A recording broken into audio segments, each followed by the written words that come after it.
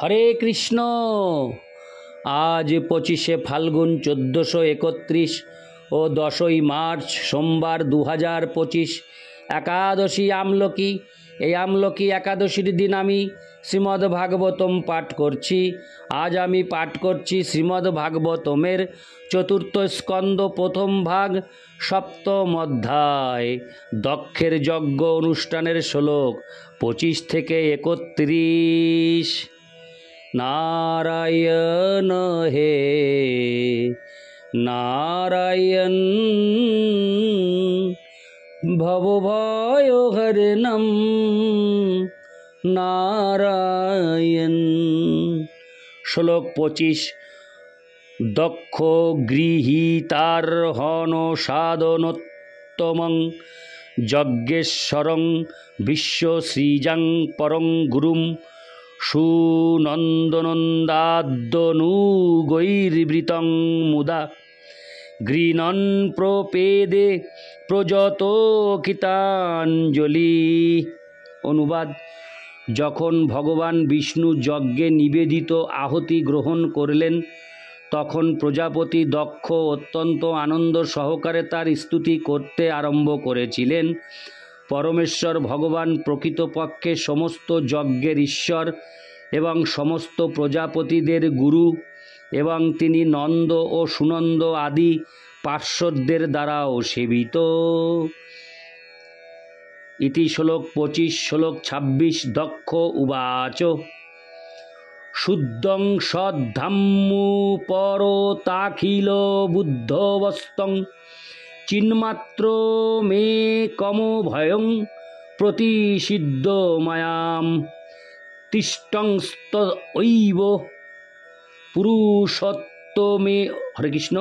পুরুষত্বমুপেত্য তস্যামাস্তে ভবান পরিশুদ্ধ ইবাত্মতন্ত্র।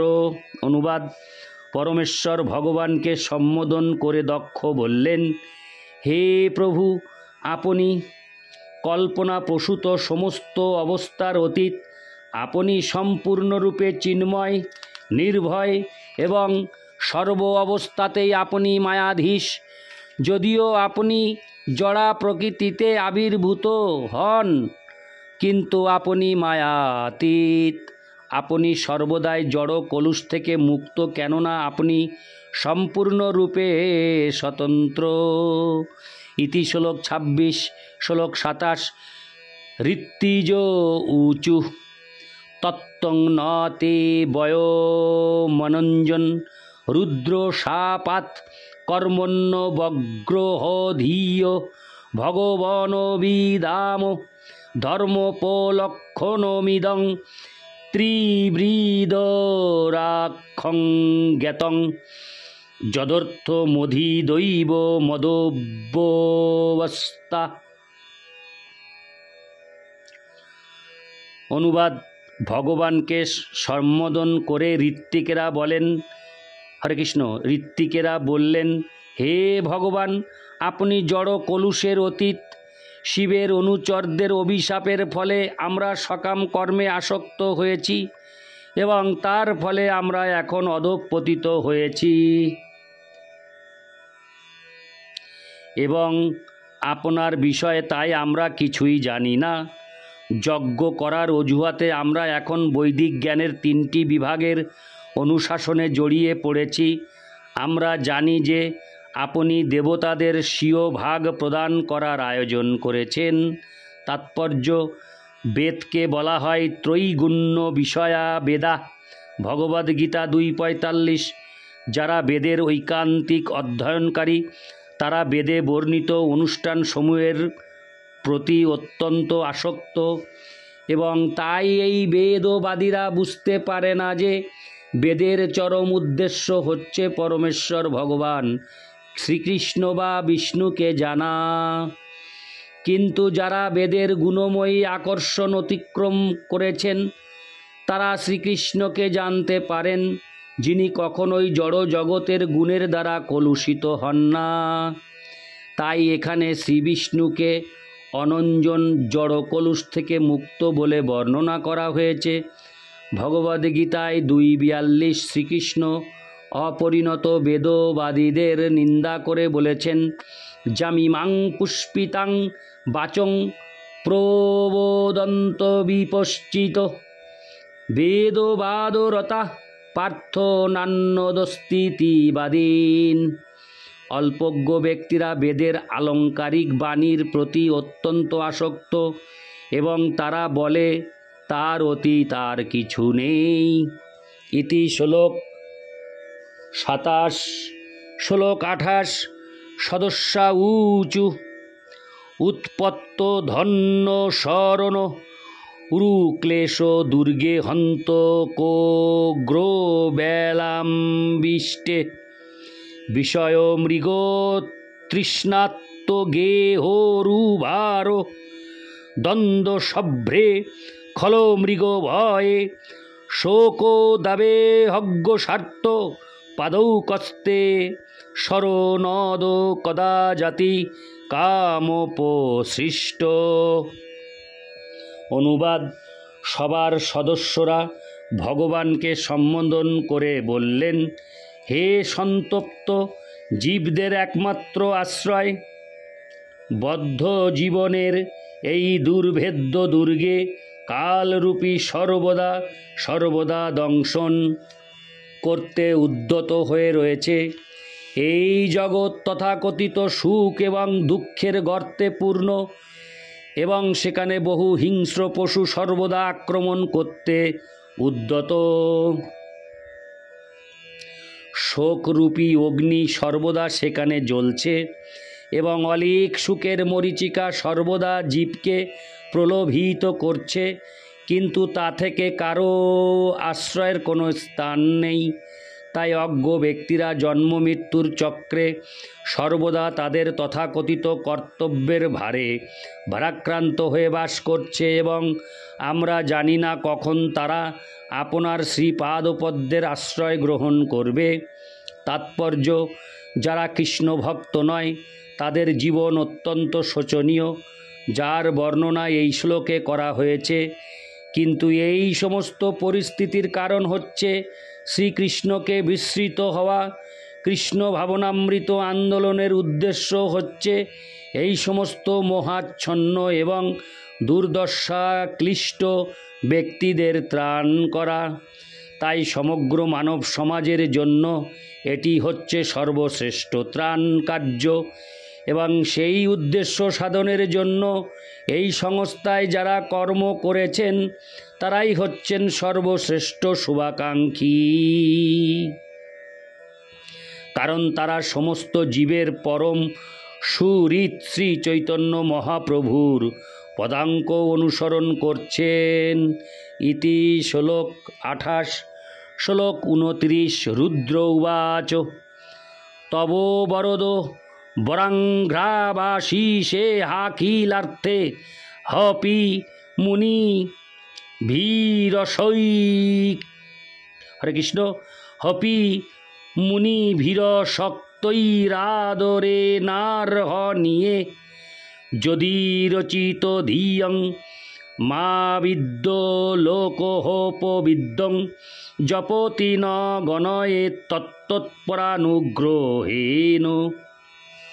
অনুবাদ: শিব বললেন, হে ভগবান, আমার মন এবং চেতনা নিরন্তর আপনার শ্রীপাদপদ্মে স্থির থাকে, যা সমস্ত অভীষ্টপ্রদ হওয়ার ফলে সমস্ত মুক্ত মহর্ষিদের দ্বারা পূজিত। আপনার চরণকমলে আমার মন স্থির হয়েছে বলে যারা আমার কার্যকলাপ অশুভ বলে আমার নিন্দা করে তাদের দ্বারা আমি আর বিচলিত হই না। তাদের দোষারোপে আমি কিছু মনে করি না এবং দয়াবশত আমি তাদের ক্ষমা করি, ঠিক যেমন আপনি সমস্ত জীবদের প্রতি আপনার করুণা প্রদর্শন করেন। তাৎপর্য: এখানে শিব ক্রুদ্ধ হয়ে দক্ষ যজ্ঞ পণ্ড করার জন্য খেদ প্রকাশ করছেন। রাজা দক্ষ তাকে নানাভাবে অপমান করেছিলেন এবং তার ফলে ক্রুদ্ধ হয়ে তিনি সমস্ত যজ্ঞ তছনছ করে দিয়েছিলেন। পরে তিনি যখন প্রসন্ন হয়েছিলেন তখন পুনরায় যজ্ঞের আয়োজন করা হয় এবং তাই তিনি তার কার্যকলাপের জন্য অনুশোচনা করেছিলেন এখন তিনি বলছেন যে যেহেতু তার মন পরমেশ্বর ভগবান শ্রীবিষ্ণুর পাদপদ্মে স্থির হয়েছে, তাই তার আচরণের সমালোচনায় তিনি আর বিচলিত হন না। শিবের এই উক্তি থেকে বোঝা যায় যে যতক্ষণ মানুষ জড়জাগতিক স্তরে থাকে ততক্ষণ সে প্রকৃতির তিনটি গুণের দ্বারা প্রভাবিত হয়, কিন্তু যখনই সে কৃষ্ণ ভাবনায় ভাবিত হয় তখন আর এই প্রকার জড় কার্যকলাপের দ্বারা সে প্রভাবিত হয় না। তাই সর্বদাই ভগবানের অপ্রাকৃত প্রেমময়ী সেবায় যুক্ত হয়ে কৃষ্ণ ভাবনায় স্থির হওয়া উচিত। এই প্রকার ভক্ত যে কখনো জড়া প্রকৃতির তিন গুণের ক্রিয়া এবং প্রতিক্রিয়ার দ্বারা প্রভাবিত হবেন না, নিশ্চিতভাবে সেই প্রতিশ্রুতি দেওয়া হয়েছে। সেই তত্ত্ব প্রতিপন্ন করে ভগবদ্ গীতায় বলা হয়েছে, যিনি ভগবানের চিন্ময় সেবায় স্থির হয়েছেন তিনি জড়া প্রকৃতির সমস্ত গুণ অতিক্রম করে ব্রহ্ম উপলব্ধির স্তরে অধিষ্ঠিত হয়েছেন। তার আর জড় বিষয়ের প্রতি কোনো আকাঙ্ক্ষা বা অনুশোচনা থাকে না। শ্রীমদ্ ভাগবতে নির্দেশ দেওয়া হয়েছে যে সর্বদা কৃষ্ণ ভাবনাময় হওয়া উচিত এবং কখনোই ভগবানের সঙ্গে চিন্ময় সম্পর্কের কথা ভুলে যাওয়া উচিত নয়। প্রত্যেকেরই কর্তব্য হচ্ছে এই কার্যক্রম নিষ্ঠা সহকারে পালন করা। শিবের উক্তি থেকে বোঝা যায় যে তিনি সর্বদাই কৃষ্ণ ভাবনাময় এবং তার ফলে তিনি জড় জাগতিক ক্লেশ থেকে মুক্ত থাকেন। অতএব জড়া প্রকৃতির গুণের কলুষ থেকে মুক্ত হওয়ার একমাত্র উপায় হচ্ছে সুদৃঢ় নিষ্ঠা সহকারে কৃষ্ণ ভক্তির অনুশীলন করা। ইতি শ্লোক 29। শ্লোক 30।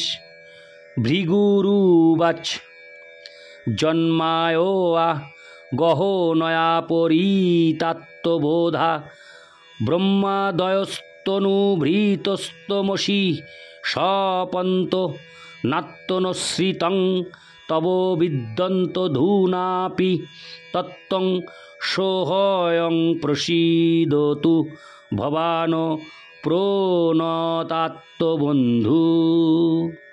অনুবাদ: শ্রী ভৃগু, হরে কৃষ্ণ, শ্রী ভৃগু বললেন, হে ভগবান, ব্রহ্মা থেকে শুরু করে একটি ক্ষুদ্র পিপীলিকা পর্যন্ত সকলেই আপনার দুর্লঙ্গ মায়ার প্রভাবে আচ্ছন্ন এবং তার ফলে তারা তাদের স্বরূপ সম্বন্ধে অবগত নয়।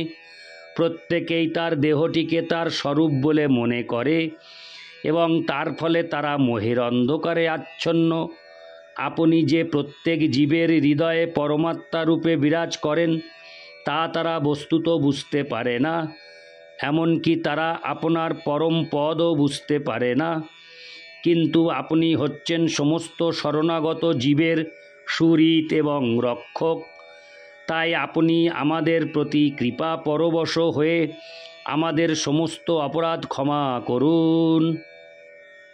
তাৎপর্য: দক্ষ যজ্ঞে ব্রহ্মা এবং শিব সমেত সকলেই যে কলঙ্কজনক আচরণ করেছিলেন, ভৃগুমুনি সেই কথা অবগত ছিলেন।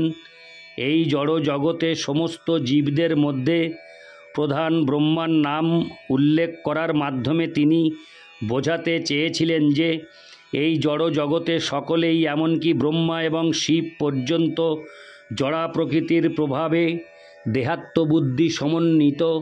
বিষ্ণুই কেবল দেহাত্মবুদ্ধির অতীত, সেটিই হচ্ছে ভৃগুর বিচার। মানুষ যতক্ষণ দেহাত্মবুদ্ধির অধীন হয়ে থাকে ততক্ষণ তার পক্ষে পরমাত্মা বা পরম পুরুষোত্তম ভগবানকে উপলব্ধি করা খুব কঠিন। তিনি যে ব্রহ্মার থেকে মহান নন সেই কথা ভালোভাবে অবগত হয়ে ভৃগু নিজেকেও সেই অপরাধীদের তালিকাভুক্ত করেছেন। অজ্ঞ ব্যক্তি বা বদ্ধ জীবদের মায়ার বশীভূত হয়ে তাদের শোচনীয় অবস্থা স্বীকার করা ছাড়া আর কোনো উপায় নেই। একমাত্র উপায় হচ্ছে বিষ্ণুর শরণাগত হওয়া এবং সর্বদা তার কাছে ক্ষমা ভিক্ষা করা। উদ্ধারের জন্য কেবল ভগবানের অহৈতুকী কৃপার উপর নির্ভর করা উচিত এবং নিজের শক্তির উপর লেশমাত্রও নির্ভর করা উচিত নয়। সেটি হচ্ছে কৃষ্ণ ভাবনাময় ব্যক্তির আদর্শ স্থিতি। ভগবান সকলেরই সুহৃদ, কিন্তু তিনি শরণাগত আত্মার প্রতি বিশেষভাবে সৌহার্দ্যপূর্ণ। তাই জড়জগতের বন্ধনে আবদ্ধ জীবদের পক্ষে সবচাইতে সরল উপায় হচ্ছে সর্বদা ভগবানের শরণাগত হয়ে থাকা। তাহলে ভগবান জড় কলুষের বন্ধন থেকে উদ্ধার করার জন্য তাকে সর্বতোভাবে প্রতিরক্ষা প্রদান করবেন। ইতি শ্লোক 30। শ্লোক 31। ব্রহ্মোবাচ। হরে কৃষ্ণ। ব্রহ্মোবাচ নৈতৎস্বরূপং ভবতো হসৌ পদার্থ ভেদগ্রহৈ পুরুষো যাবদীক্ষেত জ্ঞানস্য চার্থস্য গুণস্য চাশ্রয় মায়াময়াদ ব্যতিরিক্ত মতস্তম। অনুবাদ: ব্রহ্মা বললেন, যদি কেউ জ্ঞান লাভের বিভিন্ন পন্থার মাধ্যমে আপনাকে জানার চেষ্টা করেন, তাহলে তিনি কখনোই আপনার ব্যক্তিত্ব এবং নিত্য স্বরূপ বুঝতে পারবেন না। আপনার স্থিতি সর্বদাই জড় সৃষ্টির অতীত, কিন্তু অভিজ্ঞতালব্ধ জ্ঞানের দ্বারা আপনাকে জানার প্রয়াস হচ্ছে ভৌতিক, কারণ সেই জ্ঞান অর্জনের উপায় এবং উদ্দেশ্যও ভৌতিক। তাৎপর্য: বলা হয় যে ভগবানের দিব্য নাম, গুণ, লীলা, উপকরণ ইত্যাদি জড় ইন্দ্রিয়ের দ্বারা উপলব্ধি করা যায় না।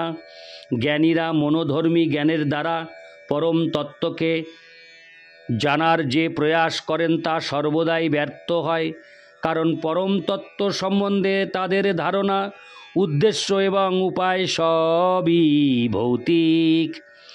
ভগবান জড় সৃষ্টির অতীত, অপ্রাকৃত, এই তত্ত্ব মহান নির্বিশেষবাদী শঙ্করাচার্যও স্বীকার করেছেন। নারায়ণ পরোহব্যক্তাদ অন্তম অব্যক্ত সম্ভবম। অব্যক্ত অর্থাৎ, হরে কৃষ্ণ, অব্যক্ত অর্থাৎ আদি উপাদান কারণ হচ্ছে জড় সৃষ্টির অতীত এবং তা হচ্ছে জড় জগতের কারণ। যেহেতু পরমেশ্বর ভগবান নারায়ণ জড় জগতের অতীত, তাই কোনো রকম জড় জাগতিক উপায়ে তার সম্বন্ধে কেউ জল্পনা কল্পনা করতে পারে না। কেবলমাত্র কৃষ্ণ ভক্তির চিন্ময় পন্থার দ্বারাই পরমেশ্বর ভগবানকে হৃদয়ঙ্গম করতে হয়। সেই কথা ভগবদ্ গীতায় 18:55 প্রতিপন্ন হয়েছে। ভক্তা মাম অভিজানাতি। ভক্তির দ্বারাই কেবল ভগবানের চিন্ময় স্বরূপ হৃদয়ঙ্গম করা যায়। নির্বিশেষবাদী এবং সবিশেষবাদীদের মধ্যে পার্থক্য হচ্ছে এই যে, নির্বিশেষবাদীরা তাদের সীমিত জল্পনা কল্পনার দ্বারা পরমেশ্বর ভগবানের সমীপবর্তী হতে পারে না, কিন্তু সবিশেষবাদী ভগবদ ভক্তরা চিন্ময় প্রেমময়ী সেবার মাধ্যমে ভগবানের সন্তুষ্টি বিধান করেন। সেবন্মুখে হি ভক্তের সেবায় সন্তুষ্ট হয়ে ভগবান তার কাছে নিজেকে প্রকাশ করেন। জড়বাদী মানুষেরা কখনো ভগবানকে জানতে পারে না, যদিও তিনি তাদের সম্মুখে উপস্থিত রয়েছেন। ভগবদ্ গীতায় ভগবান শ্রীকৃষ্ণ তাই এই প্রকার জড়বাদীদের মূঢ় বলে নিন্দা করেছেন। ভগবদ্ গীতায় বলা হয়েছে, মূঢ়রাই কেবল ভগবান শ্রীকৃষ্ণকে একজন সাধারণ মানুষ বলে মনে করে। তারা ভগবান শ্রীকৃষ্ণের দিব্য স্থিতি অথবা তার চিন্ময় শক্তি যে কি সেই সম্বন্ধে অবগত নয়। তার পরম ভাব সম্বন্ধে অজ্ঞ থাকার ফলে নির্বিশেষবাদীরা পরমেশ্বর ভগবান শ্রীকৃষ্ণকে অবজ্ঞা করে, কিন্তু ভক্তরা তাদের সেবা বৃত্তির দ্বারা তাকে পরমেশ্বর ভগবান রূপে জানতে পারেন। ভগবদ্ গীতার 10ম অধ্যায়ে অর্জুনও প্রতিপন্ন করেছেন যে পরমেশ্বর ভগবানের ব্যক্তিত্ব হৃদয়ঙ্গম করা অত্যন্ত কঠিন। ইতি শ্লোক 31। নারায়ণ হে নারায়ণ ভবভয়হরণম নারায়ণ। হরে কৃষ্ণ।